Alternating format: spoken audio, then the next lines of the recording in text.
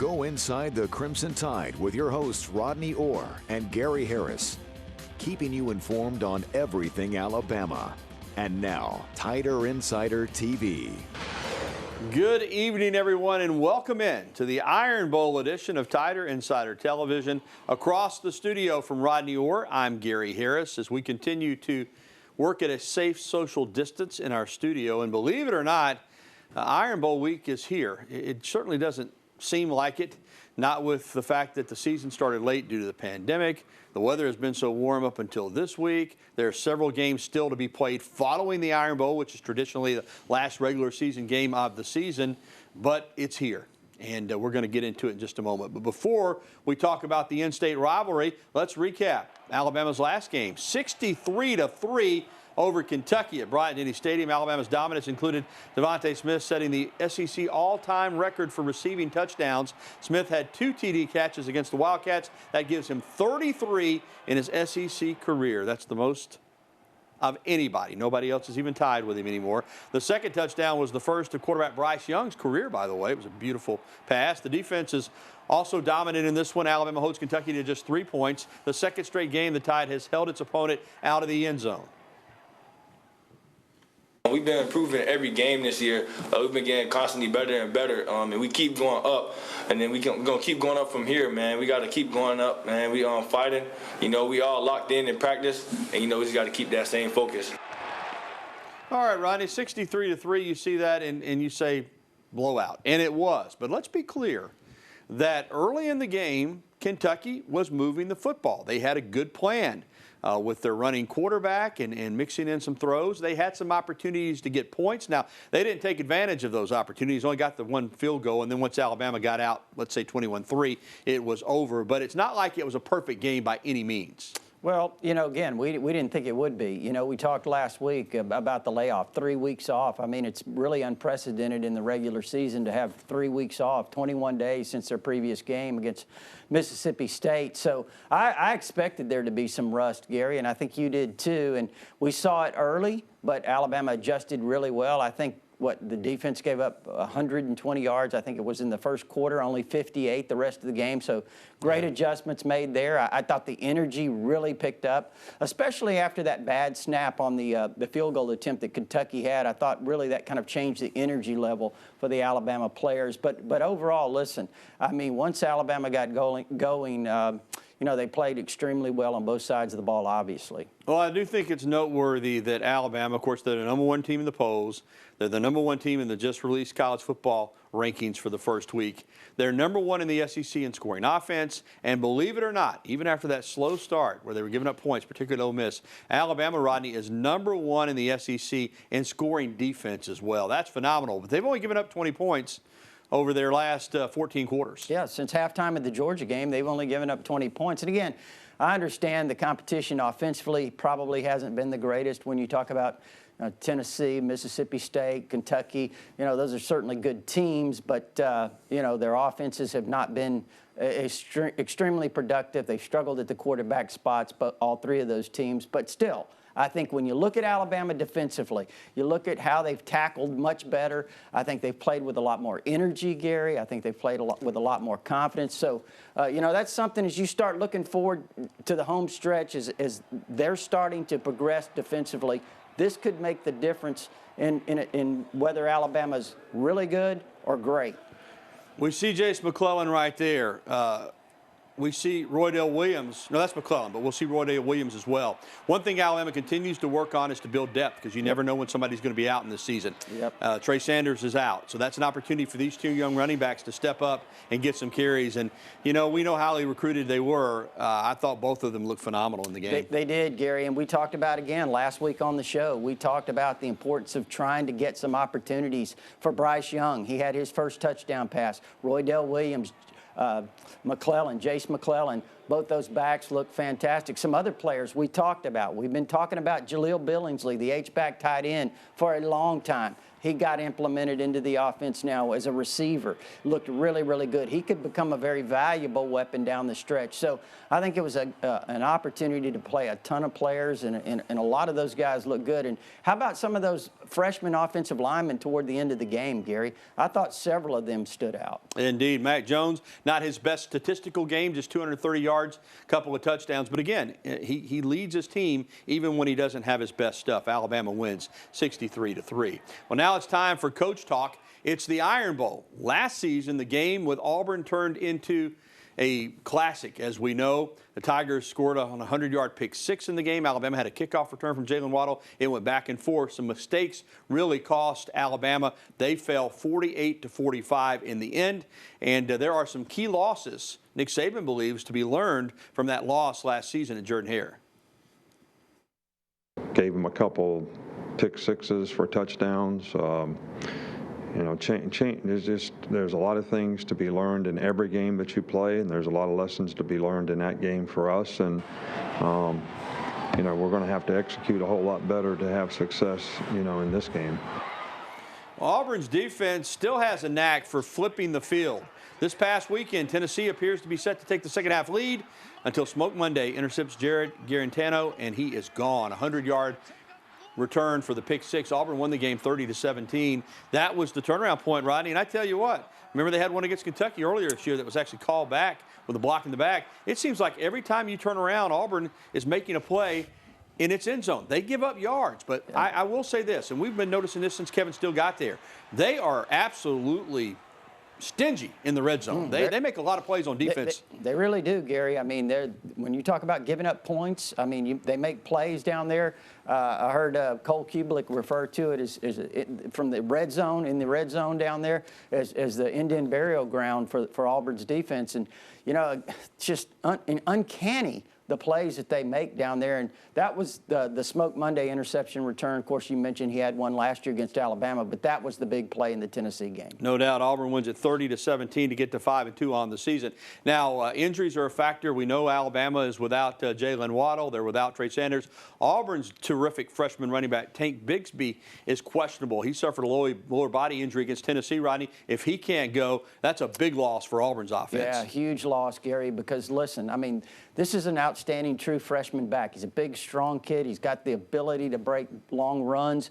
It breaks a lot of tackles, Gary. And when you have a player like that in that offense, I mean, that really opens up different things for them. You have defensively, you have to cheat in the box, and it allows you with receivers, speedy receiver like Schwartz, Anthony Schwartz, and then you have a big physical player like Seth Williams. I mean, it really allows them to have opportunities in the passing game. Yeah, you mentioned Seth Williams. He's a physical specimen. And their quarterback, Bo Nix. He beat Alabama last year as a true freshman. He isn't always pretty. He'll make some mistakes, but he's tough as nails, and he's a gamer, and he's a competitor, and he's a guy that can beat you, Rodney. He's proven that. Well, again, I go back to this, too. All those things you said are true. And in this particular game, Gary, I mean, he grew up Auburn. I mean, you know, this is in his blood. His dad did an outstanding job when he was quarterback at Auburn.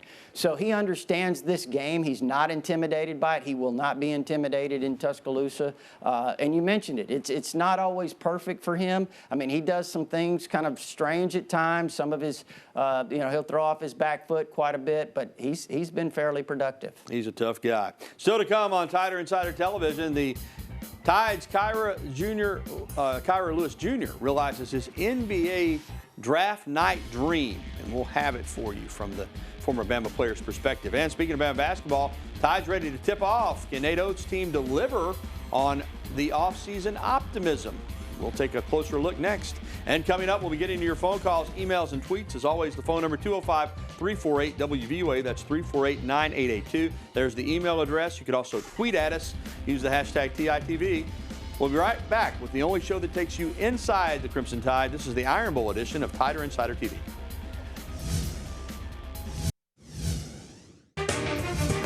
With the 13th pick in the 2020 NBA Draft, the New Orleans Pelicans select Kyra Lewis Jr.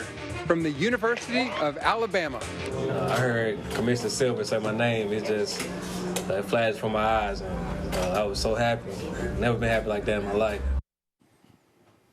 Welcome back to TITV. Sitting across the studio from Tider Insiders, Rodney Orr. I'm WVUA 23 Sports Director Gary Harris. The number 13 turned out to be very lucky for former Crimson Tide guard Kyra Lewis Jr. Last week, Lewis was the 13th overall pick in the NBA draft, going to the New Orleans Pelicans. It's the second time in 3 years that an Alabama guard has been selected in the lottery. Of course, 2 years ago, Cleveland selected Colin Sexton with the 6th overall pick. Lewis will be teammates with former Duke star Zion Williamson, probably the brightest young star in the league, as the Pelicans look to take a move under veteran head coach Stan Van Gundy. Rodney, obviously this is big for Kyra, who only spent 2 years at Alabama. He reclassified. He came out of high school at 16. He's still just 19, won't turn 20 until next year. Great for him, but great for this Alabama program, because had he came out last year, which he considered doing, I think he probably would have been drafted, maybe in the second round, because he's so talented. Or he might have had to play overseas. But by coming back 1 year under Nate Oates, and this this really fast style of basketball suited him. He averaged over 18 points a game, and he's a lottery pick. Yeah, I think it's big. I mean, sometimes guys get impatient. Gary jumped the gun. Kyra made a great decision to come back, and you saw what happened. It really paid off with that draft selection, number 13. And how about the Alabama basketball program? You have Colin Sexton, you have Kyra Lewis, and then the way you can utilize that in terms of a recruiting tool. And, listen, Nate Oates is doing a fantastic job of recruiting, Gary, and I think we're probably going to see several other Alabama players in the future have their names called. Yeah, it's about talent, and Alabama is bringing in talent under Nate Oates, although Avery Johnson certainly deserves credit for recruiting and signing Kyra Lewis Jr. Well, Alabama basketball does indeed tip off the season tomorrow night. Alabama will play Jacksonville State 30 minutes earlier than originally scheduled. The game is now 7 p.m. will be carried on the SEC network.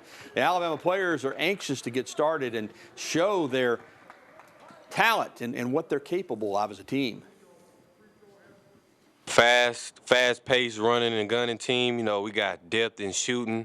We got at least 5 or 6 guys on our team that can shoot the cover off the ball. We got point guards. I feel like the team and our expectations is very high. The ceiling is very high for this team. So I'm just, like I said, I'm just ready to go out and show everybody what we got.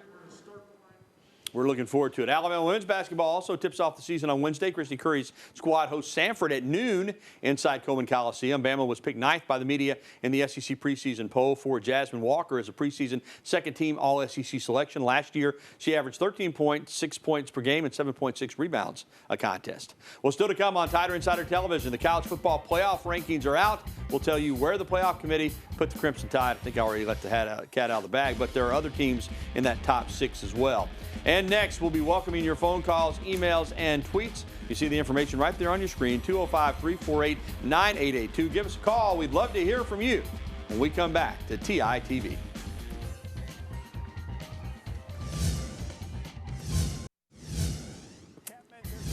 No surprise here, the Crimson Tide is number 1 in the first college football playoff rankings of the season, released a short time ago on ESPN. The Tide is joined in the top 4 by Notre Dame at number 2, Clemson at number 3, and Ohio State at number 4. Florida is number 6. A&M ahead of the Gators at number 5, just outside that top 4. Of course, A&M did beat Florida. Georgia at 9, which really surprised me. And Brigham Young, I don't see this one at all. They're at 14. That ought to be higher than that. But Bama's right where it wants to be. Of course, got to stay there. Get to the playoff. That's the key. All right, Rod, your thoughts just quickly on this first set of playoff rankings? Yeah, I was a little surprised that Clemson was at 3. Probably expected them to be 4 and Ohio State at 3. I would have probably flipped those. And, Gary, I'm still 1 right now. Even though I understand Texas A&M did beat Florida, I look at that right now, and I think maybe Florida is a hotter team offensively. I think they've developed a little bit more. But, again, it's early. We'll see how it all unfolds. But Florida, I think, is right now I'd have probably had them ahead of A&M. Yeah, 2 ACC teams in the top 4, but the SEC will have a chance, potentially, to get 2 teams in. We'll see how this plays out. All right, let's go to the phone lines. First up tonight is our good friend Sammy up in Walker County. Hey, Sammy. Hey, Gary, Rodney. Want to shout out a early good Thanksgiving for you and your families and everything the best and everything. Thank you. Guys, and I'd just like to comment on the younger players y'all did earlier, but I had already got the question in. The tight end Billingsley, future tight end, prospect, hopefully, very athletic. But those running backs, Roydell Williams and McClellan, especially McClellan, they were really impressive, guys. Thanks. Yeah, you're right, Sammy. And we mentioned it earlier, and we talked about the running backs. Those guys are both going to be stars, man. I mean, it just keeps on rolling. You lose Harris, you lose Robinson. Sanders comes back. These two guys, they're recruiting, running backs around here like it's nobody's business because this is running back you, quite frankly. Just look at the NFL. But Ronnie, some other guys. You mentioned Jaleel Billingsley at tight end. This is a guy, he just got to get a little bit bigger. But that athleticism just jumps off the charts, and we saw it when he hurdled over a guy early in the game. Yeah, I've been high on Jaleel Billingsley out of Philadelphia. I've been high on him for a long time, Gary. And again, he's in his second year, and he's a guy that's extremely athletic, a guy that can get down the field, become a weapon as a receiver. Obviously, he's got some improvement to make as a blocker, but, they're developing him. And I go back to, and we don't mention these guys very often. We talk about what a great offensive line Alabama has, and then they do, obviously. But, Gary, how about some of those young freshman offensive linemen? Javian Cohen, thought Amari Kite also played really well. Seth McLaughlin there at center. Damian George. These are just a few names that down the road, in a couple of years, you may hear some of those guys becoming really outstanding players. And Tim Smith in that interior defensive line. Obviously, Jordan Battle with the pick six. All right, let's take a phone call from Rick over in Bluff Park. Hey, Rick. Hey, fellas, appreciate you taking my call. Happy Thanksgiving to you and yours. Thank you. I'd like to know the biggest needs on both sides of the ball with the upcoming recruiting season, which is just right around the corner. And also, is LSU in hot water with the SEC office about kind of reneging on our game? All right, Rick, let's start with biggest needs. I think one of them with Devontae Smith leaving and probably Waddle as wide receiver, Rodney, and Alabama's really already addressed that. Yeah, they've got 3 commitments, 3 of the top 10, 12 receivers in the country. Depending on who you kind of follow in terms of the rankings, Gary, they're still in on a couple of others. Probably going to have one visiting here from Fresno, California that's committed to Michigan right now, who I think is a 5-star player, Xavier Worthy. Brian Thomas out of the state of Louisiana is another big-time player that's considering Alabama as a receiver. I think they really addressed the offensive tackle spot, which is something that was really key in this class. I thought they needed 2 elite guys, I think, with Tommy Brockemeyer out of Texas, J.C. Latham out of IMG Academy. Both those guys are 5-star players. Some people have both in the top 10 overall players in the country. T.J. Ferguson's another really good one. James Brockemeyer, Tommy's twins, a good center. So I think they addressed those things on the offensive side, Gary. They've gotten some really good defensive linemen, another great linebacker class. They've got some talented guys in the secondary. Of course, JaQuincy McKinstry at Pinson Valley, the 5-star. So they're trying to close strong, and it looks like they've got a good chance to do that. Indeed, indeed they do. Well, up next on TITV, Titans running back Derrick Henry has the last word once again. We'll explain what we're talking about and more. Your phone calls, emails, and tweets. Again, there's the phone number on the screen, 205-348-9882, or you can email us. You can also tweet at us. We'll be right back with more interaction with you on Tider Insider TV.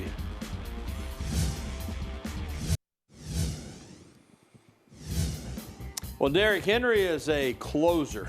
That's the bottom line. The Titans running back scored another walk-off in the win over Baltimore. His 29-yard touchdown in overtime capped a 30-24 win for Tennessee. It's the second time this season Henry has ended the game with an overtime touchdown. Now, LaDainian Tomlinson has scored 3 game-winning touchdowns in overtime in his career. That's the most all-time. Derrick's already got 2. So he might get another record. He's just a phenomenal football player. All right, welcome back into TITV. Let's head right back out to the phone lines, and our friend Panorama is with us on the program. How you doing? Plato, hey, I'm sorry. I've got Plato. That's my mistake, my friend. Plato, Panorama. We got it. Plato from Panorama. There we go. Yeah. That's right. Happy Thanksgiving, guys. Yes, sir. In regard to our wide receiver recruiting, I know we're recruiting 2 highly recruited prospects. If we're fortunate enough to get 2, what's your all's thoughts on, with limited number of scholarships, of taking both at the expense of another position? Thanks. Ronnie? Well, again, I think it's a tough call. The staff certainly will, has evaluated and will evaluate what they have left in terms of numbers. And, They've got 3 committed, as you mentioned. They took 2 more, that would be 5. But again, hey, listen, what if some of those other positions decide to go elsewhere? They got 4 defensive linemen that are really outstanding that are considering coming here. They've got a great safety considering it, linebacker. So they're still on about 8, 9, 10 guys really heavily for those few spots. So we'll see how it all unfolds, but they'll certainly do a great job of evaluating what they need to do. And, Gary, I want to correct myself. I said Jaleel Billingsley from Philadelphia. Christian Barmore, of course, is from the Philadelphia area, but Billingsley's from Chicago. All right, let's get to an email here before we close out the segment. Is Auburn the best team that Alabama's played? Andy in Atlanta. They're a good team, Andy. I don't think they're the best team. I mean, I think Texas A&M is better. And now they'll play Auburn later, and I think Georgia's better. Georgia beat Auburn handily. So I think Auburn's a good team. Right now, I don't think they're the best team Alabama's played. Well, listen, here's the thing. I agree with you, but at the same time, being a rivalry game, I think it may make it as difficult of a game as they have played in terms of just the intensity and all of those things that go with such a high-profile rivalry as this. All right. Thanks for the phone calls and the emails. We'll come back with more TITV on a beautiful night here in Tuscaloosa. Prediction time when we come back right after this. Welcome back to TITV. It's Iron Bowl prediction time. Rodney, lead us off. Well, Gary, watching the Auburn-Tennessee game, the thing that stood out to me was how Tennessee really gashed Auburn's defense up front. I think Tennessee ran for 222 yards, and you know what? If Najee Harris gets those kind of openings, he could have a really big day, and that would be really good for the passing game too. I think it would open up some throws for Mac Jones. So I think Alabama 38-21 in this one. Rodney, at Jordan-Hare Stadium, it's a house of horrors for Alabama in the Iron Bowl. It just is. But here at Bryant-Denny, they had the Cam back in 2010, but Nick Saban's won every other Iron Bowl matchup, and Alabama's averaged over 40 points per game in the Iron Bowl at Bryant-Denny Stadium. Some of the beatdowns have included 36-0, 49-0, 52-21. I like Alabama big, Rod. I just think that offense is too strong. 48-17. I got the Tide rolling to a lopsided victory on Saturday. We shall find out. That's going to do it for TITV. If you missed any of tonight's show, you can catch the replay tonight at 10:30, or you can find it anytime at WVUA23.com. For Rodney Orr, I'm Gary Harris. Good night.